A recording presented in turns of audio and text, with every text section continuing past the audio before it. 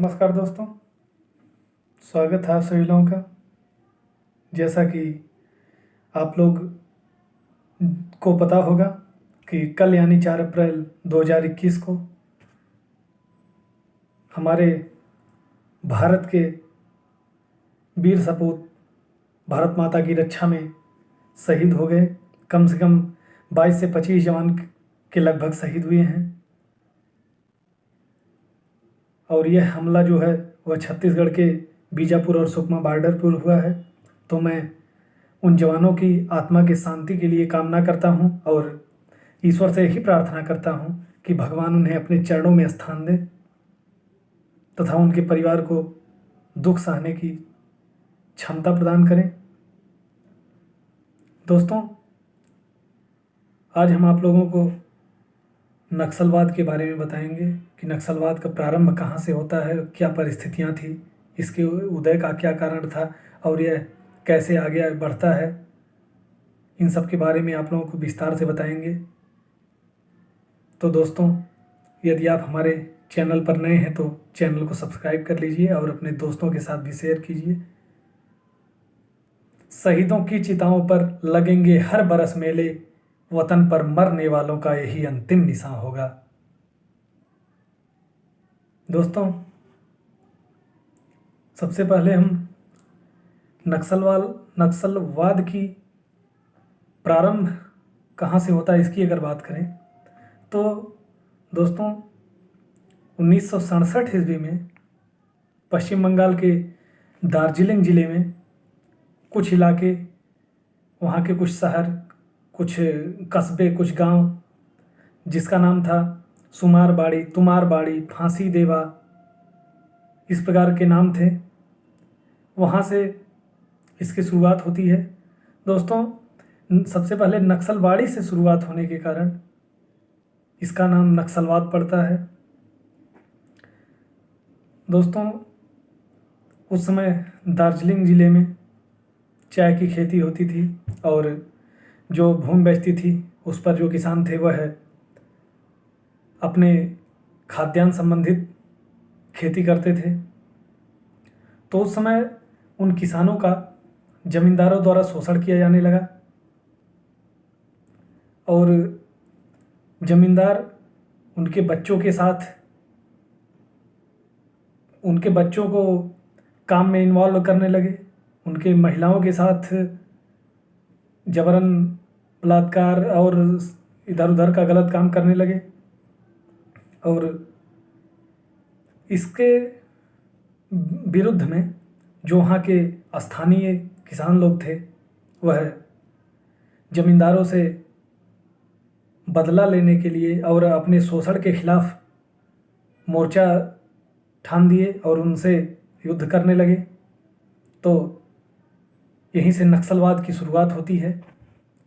दोस्तों, एक बार जब वहाँ की स्थानीय पुलिस द्वारा किसानों पर गोलियां चला दी जाती है और जमींदारों के कहने पर वहाँ स्थानीय पुलिस के गोलियां चलाती है और वहाँ पर विभिन्न अलग अलग क्षेत्र के लोग किसान उसमें मारे जाते हैं। सैकड़ों किसान की हत्या हो जाती है।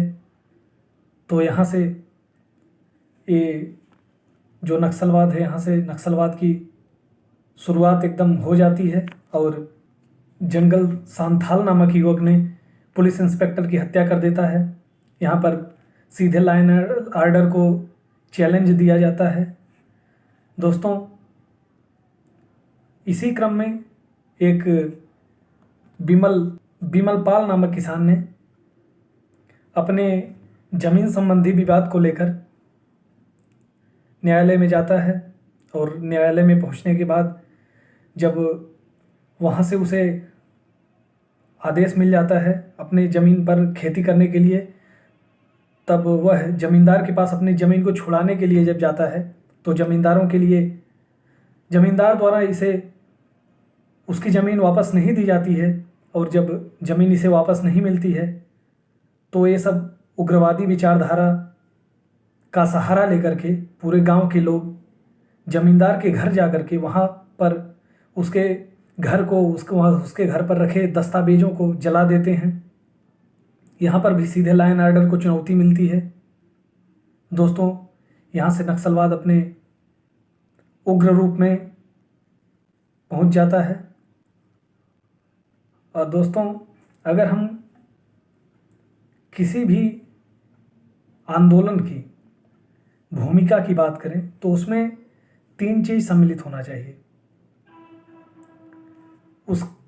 उस आंदोलन का विचारधारा क्या है, और उस आंदोलन का जो जन समर्थन है और उस आंदोलन का नेतृत्व है वह कैसा है, और उस आंदोलन में उसका संगठन कैसा है। दोस्तों, अगर हम इसके विचारधारा की बात करें तो सबसे पहले जो नक्सलवादी लोग थे वह अपने किसानों के प्रति हो रहे शोषण के प्रति आवाज़ उठाए, और उनका जो शुरुआती लक्ष्य था वह आर्थिक समानता पर केंद्रित था। वह सबको एक समान बनाना चाहते थे, लेकिन बाद में चलकर हिंसा का सहारा लेते हैं और ये सब जो वहाँ के गरीब किसान थे उनका ही दमन करने लगते हैं शुरू में। लेकिन इन्हें भारी मात्रा में जन समर्थन मिलता है, क्योंकि कहीं भी हो तो जितने मध्यम वर्ग के लोग होते हैं उससे कहीं ज़्यादा निम्न वर्ग के लोग होते हैं। तो निम्न वर्गों का समर्थन उन्हें प्राप्त हुआ, और निम्न वर्ग के समर्थन प्राप्त होने से यह एक बृहद आंदोलन के रूप में सामने आया, और इसका संगठन भी मजबूत हुआ। इसके संगठन में चीन के माओ त्से-तुंग और नेपाल से, और धीरे धीरे जो श्रीलंका की लिट्टे उट्टे गैंग है वहाँ से भी इसको समर्थन मिलना शुरू हुआ, और जो वामपंथी लोग थे वह इसमें आगे आना शुरू हुए। वे अपने राजनीतिक भविष्य को इसमें देख रहे थे, और इसी क्रम में एक कन्हई चटर्जी नामक आदिवासी ने एक दक्षिण देश नामक संगठन सन 1969 ईस्वी में बनाया, और इसी क्रम में एक CPIM नामक पार्टी के नेतृत्व में AICCR नामक ग्रुप बनता है। AICCR की अगर हम फुल फॉर्म की बात करें तो इसका फुल फॉर्म है all India coordinate committee for communists revolutionary, जिसका लोग निर्माण करते हैं, और इसमें इसे विभिन्न प्रकार से सहायता प्रदान होती है, और इसमें लोगों को उत्साहित किया जाता है इसमें भर्ती होने के लिए। और जो शोषक और शोषित वर्ग थे उनमें से अधिकांश लोग इसमें भर्ती भी हो जाते हैं, इसके सदस्य के रूप में सामने आते हैं। और इसी के क्रम में चारू मजूमदार ने कानू सान्याल के साथ मिल करके एक CPI माले नामक संगठन बनाता है, और माले का मतलब होता है मार्क्सवादी और लेनिनवादी। दोस्तों, जो यह चारू मजूमदार था वह उस समय पश्चिम बंगाल के दार्जिलिंग जिले के डिस्ट्रिक्ट कोऑर्डिनेटर के रूप में काम करता था, और जो चारू मजूमदार था वह किसानों और मजदूरों की लड़ाई को जन समर्थन दिला करके इसको लेकर के इसके से संबंधित 8 प्रपत्र जारी करता है, जिसमें जो 8 प्रपत्र जारी करता है उसे तराई दस्तावेज के नाम से जाना जाता है। और इस 8 प्रपत्र को उन नक्सलवादियों की भगवत गीता भी कहते हैं, यह उनका साहित्य भी है। और इसमें जो किसानों और मजदूरों की लड़ाई है इसे चारू मजूमदार और कानू सान्याल ये दोनों लोग मिल करके इसे वर्ग संघर्ष की लड़ाई के रूप में दिखाना चाहते हैं, और इसे एक व्यापक स्वरूप देना चाहते हैं। इस प्रकार जो यह नक्सलवादी आंदोलन है इसका जो अगर हम प्रारंभिकता की बात करें तो चारू मजूमदार और कानू सान्याल ने इसकी विधिवत शुरुआत कर दी। तो इसके बाद इस प्रकार से जो नक्सलवाद था उसका जो उदय का काल था वह 1967 से 70 के बीच इसके उदय का काल था। और इसी बीच जब 1971 में भारत पाकिस्तान के बीच युद्ध होता है, तो उस समय की तत्कालीन केंद्र सरकार इंदिरा गांधी की सरकार थी, और उनके द्वारा नक्सलवादियों पर भी कार्यवाही करने का आदेश दे दिया जाता है। और जो हमारी सेना थी वह नक्सलवादियों को कुछ हद तक ख़त्म करने तक में सफल रही, लेकिन इसी बीच कुछ ऐसी कंडीशन आ जाती है कि नक्सलवादियों का फिर उत्थान होने लगता है। और इसी बीच छत्तीसगढ़ की बात चलने लगी, और महाराष्ट्र में भी कुछ आंदोलन चलने लगे।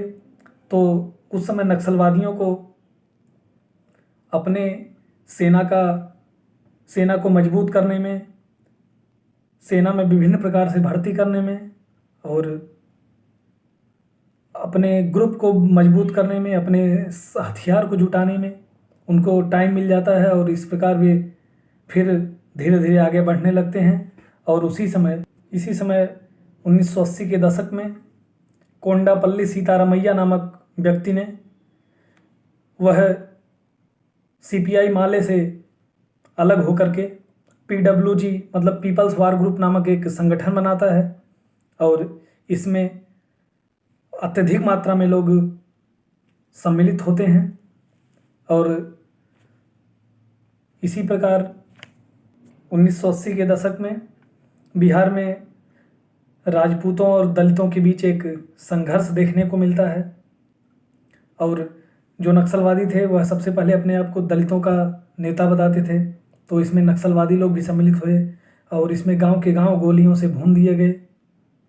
और इसी समय जो नक्सलवादी लोग थे उन्हें माओत्से ग्रुप का भी सहयोग मिला, लिट्टे का भी सहयोग प्राप्त हुआ, और आतंकवादियों का भी सहयोग मिला। और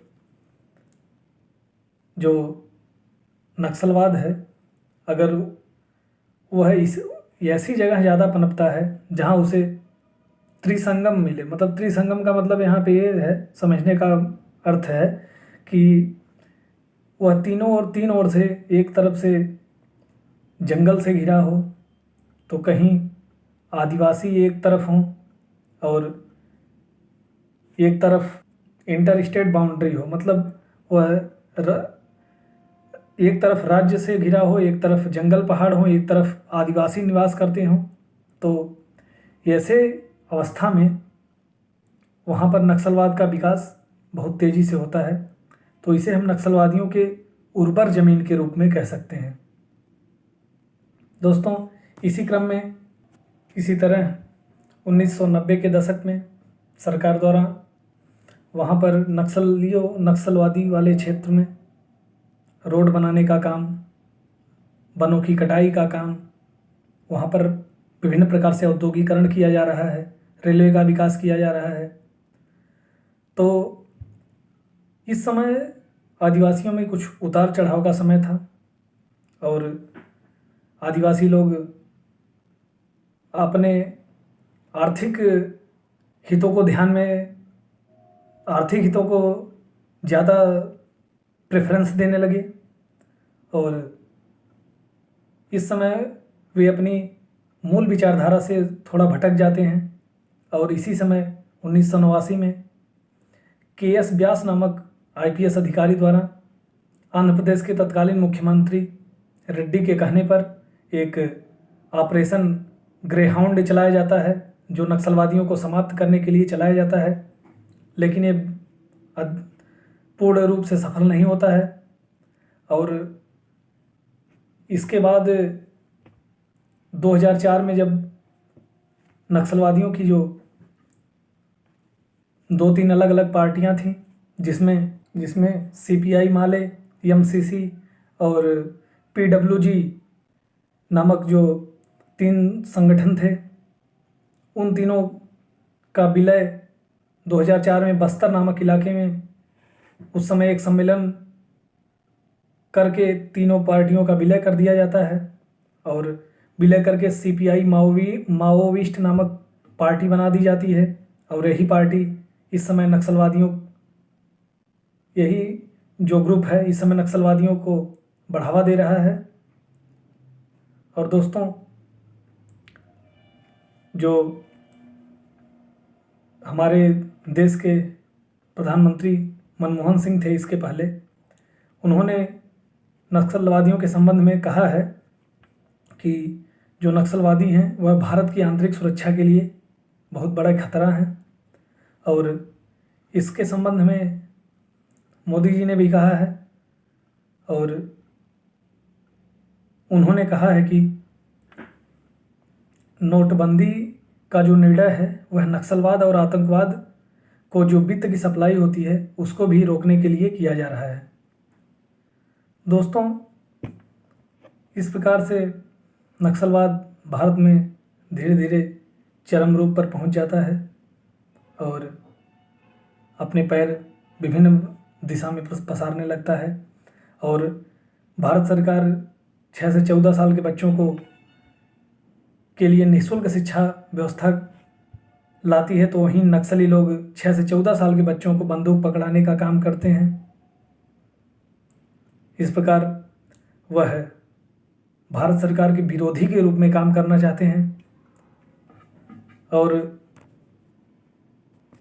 नक्सलियों का दमन करने के लिए 1967 में एक प्रिवेंशन ऑफ अनलॉफुल एक्टिविटी 1967 के नाम से कानून भी पारित किया जाता है। दोस्तों, दरअसल जो हमारे यहाँ देश की सरकार होती है वह अपने देश के दुश्मनों से लड़ने के लिए होती है, लेकिन अगर देखा जाए तो नक्सलवादी जो हैं वह हमारे देश के अंदर के ही हैं। वह देश के दुश्मन तो एक तरह से नहीं कह सकते हम, लेकिन जब एक बार गृह मंत्रालय से नक्सलियों के खिलाफ सेना के प्रयोग करने की बात कही गई तो गृह मंत्रालय का यही आदेश आया कि जो सेना का प्रयोग होता है वह देश के दुश्मनों से लड़ने के लिए होता है। लेकिन ये सब तो अपने राह से भटके हुए लोग हैं। तो इस प्रकार हम लोग नक्सलवाद के बारे में कुछ तथ्य को समझें।